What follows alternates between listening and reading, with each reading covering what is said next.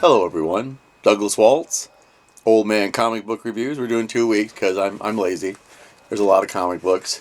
In no particular order, we will just dive right in to the Supernatural Valentine's Day special because why not?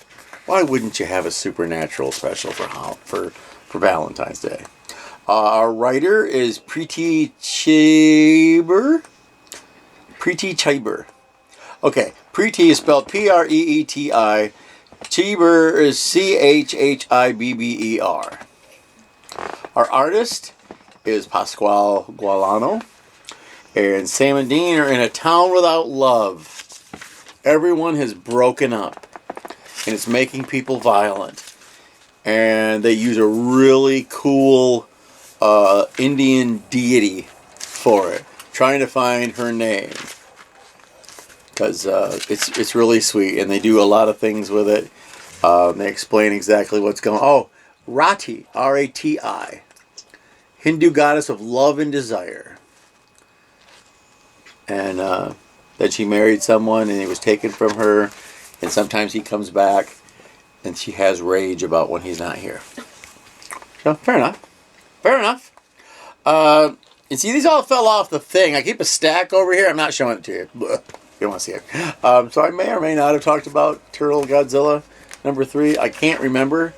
Story by Jim Seeley, art by Farrell Pay. And they're trying to use this mind meld nonsense, the turtles that Splinter showed them, and they did it with King Ghidorah. It didn't work. And they're trying to do it with Godzilla, which, interesting factoid, didn't work. And April wants to go see Mothra.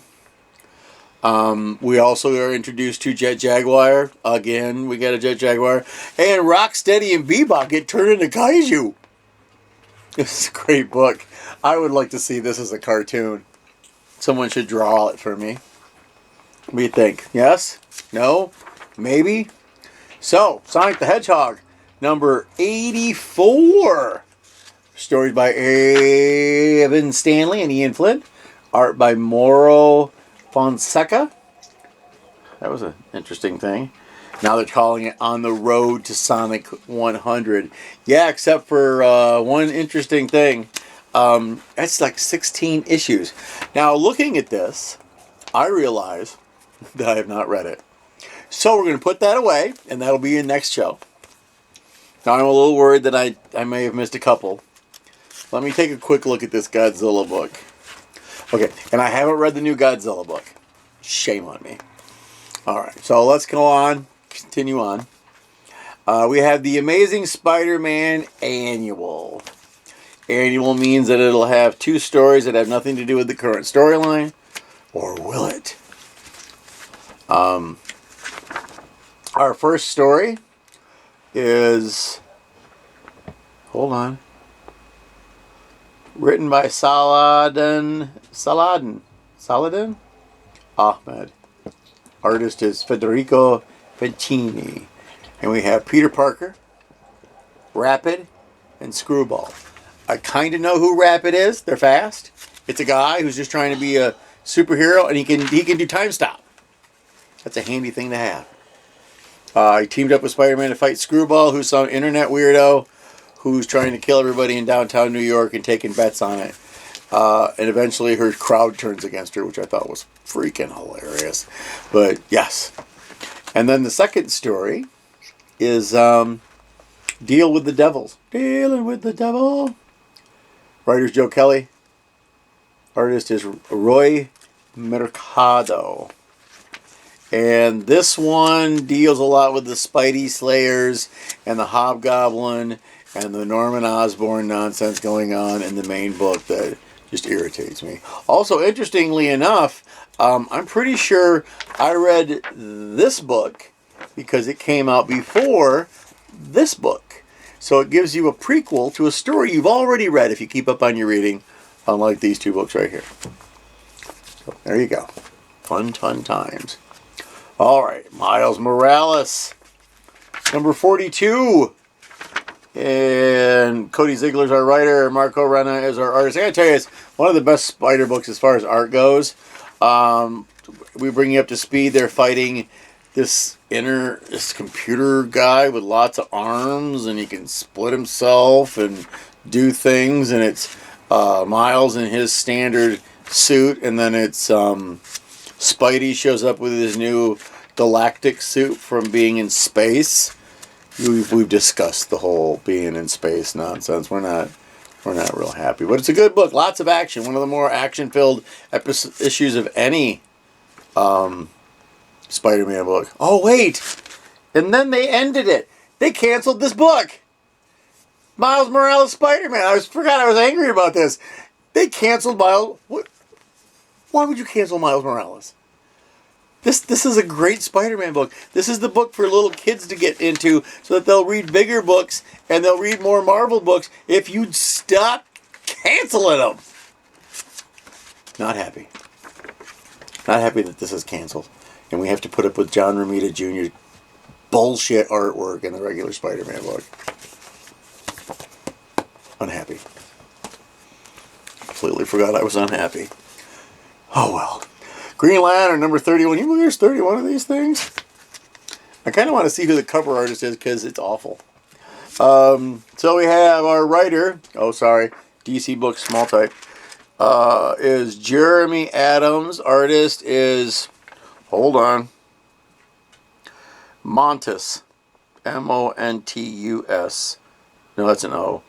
Montos. Montrose. There's no R in there, Doug. All right.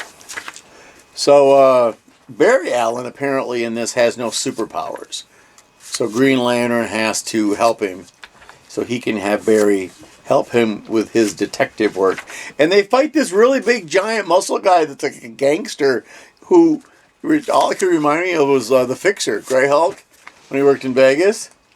And they did a cool thing because Barry has no powers. Green Lantern made him a Barry Allen splash suit and made it move as fast as the Flash used to. So it was kind of fun. This was fun. Green Lantern had a lot of intergalactic nonsense going on for the longest time, but they're bringing it back. The things I'm really happy with.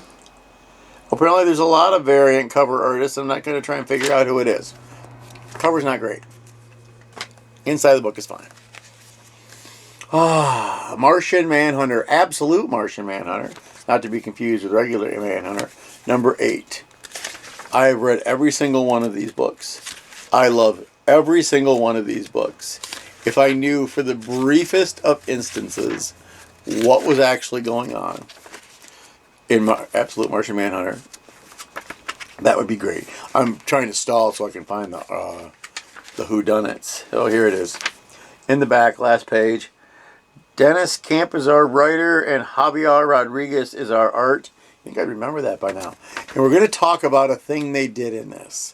Because our boy, the detective, and then there's the one-eyed Martian. And the detective has to go see his boss. And the boss is eating chicky tenders. The only problem is the chicken tenders are talking to us as they're being eaten. And they're not real happy about being eaten. It's the weirdest damn thing I've seen in this comic book so far. The rumor is it might be a 12 issue. The other rumor is it might just continue on. It's interesting to look at. There's some weird stuff going on. It's I guess it's just, I'm going to say it's weird. But I love it. Reminds me of old Vertigo stuff. All right. Gargoyles meet Darkwing Duck. Yes. You got to remember, there ain't no ducks in Gargoyle Land. All right. Plot and main cover. Tad Stones. Well,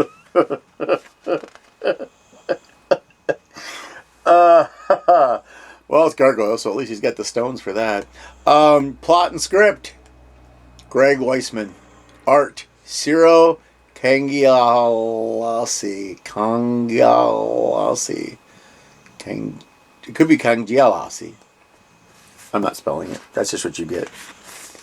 So, it's exactly what you think it is. There's that evil devil woman, Morgana, in Duckburg. or wherever Darkwing Duck lives. I don't know if Darkwing Duck interacts with Scrooge and Donald. Not sure how that works. Doesn't he live in St. Canard? And that hurt pulling that out of wherever that came from, by the way. So you get the setup for how Darkwing Duck works, and then Demona shows up to kidnap Morgana. So then we get gargoyles because Demona shows up, and so they put them together. And this is the weird part. This came out last week. I already have issue 2. They're kicking it. They are kicking it. I don't know what they're doing, but they're kicking it. All right, I said kicking it enough times. Batman, the new one, number 6. Look at that great picture of the suit. This is your classic Batman suit. I always figured Batman's suit was blue. Everyone was like, no, it's black. I'm like, they use a lot of blue in this. So when last we left Bruce Wayne, he was recovering from a fight with bad guys, and his date found out about Robin being his son. That's what I wanted to say. So, that was interesting. I can't find the credits on this darn thing. Hold on. Talkie. Hold on with me, kids. This is a great issue, by the way. He goes after Hugo Strange, the Monster Maker. There's some cool monsters. There's lots of fights. I'm going to mark this page for one reason. I want to mention something that I've probably mentioned before because that's just me. Let's see. Here we are. Batman.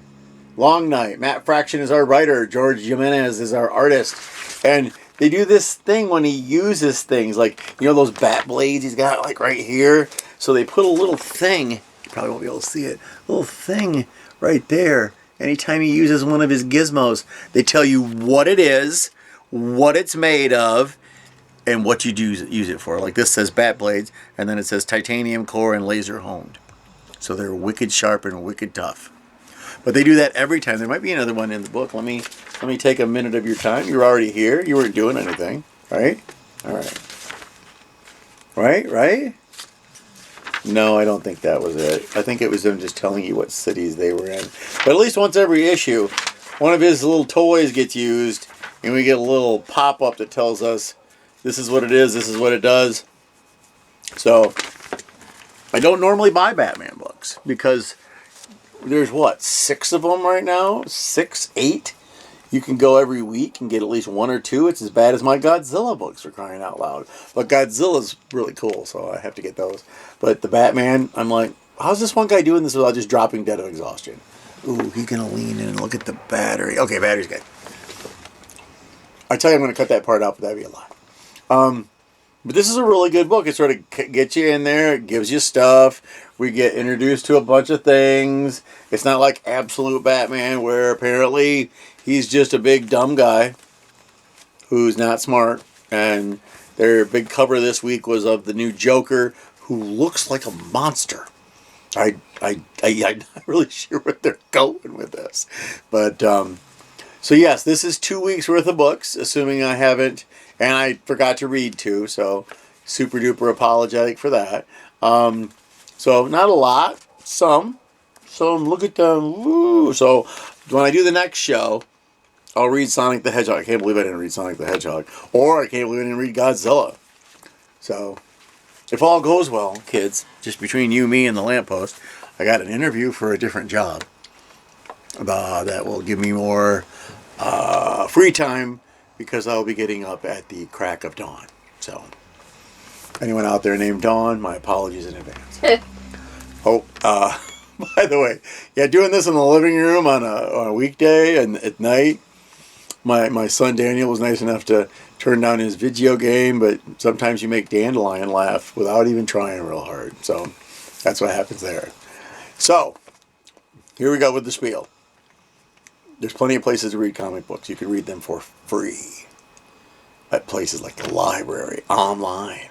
It's not just comic books. So if you like manga, manga's good. I read a couple of mangas. I read one about a little killer shark, and I read one about Kuga because it's a common rider. That's about it, though. all sorts of things. Graphic novels that don't have anything whatsoever to do with superheroes. I've got one that's for next week that's about physics. I mean, superheroes, everything uses physics. Physics uses everything. Or physics explain everything, and everything uses physics. Does that make sense? Okay. All right. So, yes, go read a comic book. And check in with Fanfare if you're in the Kalamazoo surrounding area. They always have deals on things. Apparently, there's an anniversary sale coming up soon. So that'll be nice. And I'll go and do that thing. If you're a big comic book reader, have you ever done this? So every so often you go to these places that are having a sale. Sale means that they have the 75 long boxes in the back that there's no room for in the store, that they bought off some guy who thought he needed 50 issues of the first McFarlane Spider-Man to make a fortune, because that's how you invest in comic books. Don't do that, by the way. But anyways, you put the comic books out on these long tables, and you're looking for, and you're doing this, and you're doing this, and you're looking, and you look, every so often you stop, pick one out. But most of your time is this, doing this, like that. And I think they're bringing back the quarter bins, so I'm in trouble. Anyways, going like this, and you think nothing of it. But it's not a movement that exists in nature on a regular basis. There's no reason for you to be doing this unless you're trying to call 50 cats all damn day. I don't know. You don't do this. And then you wake up the next day after your nerd gathering of large quantities of comic books that you weren't ever going to pay full price for. That's the other thing. You go in the quarter bin and you find stuff like this in the quarter bin that you paid $3.99 for. That'll torque you off real quick. So anyways, you wake up. And you want to know who has beaten you to death in your sleep. And it's these muscles. There's probably a name for them. I ain't a muscle guy. I know bicep. But anyway, back here. And it feels like someone has grabbed your arms in the night and shaken you to death. And because a lot of them are older comics, you also got newsprint ink on your fingies that you didn't realize was there. Usually I wash my hands before bed for that, though, because that ink will go everywhere. You'll find it like on the back of your head or next to your nose or places you touch with your fingies. So, there you go. There's my thing. Go read a comic book. I will see you next week. Maybe. No, I took Friday off. I took Friday off for Friday the 13th. So, I'll have a 3-day weekend. So I can get the other ones read. I'll have time. I'll take them to work tomorrow. In the meantime, go read a comic.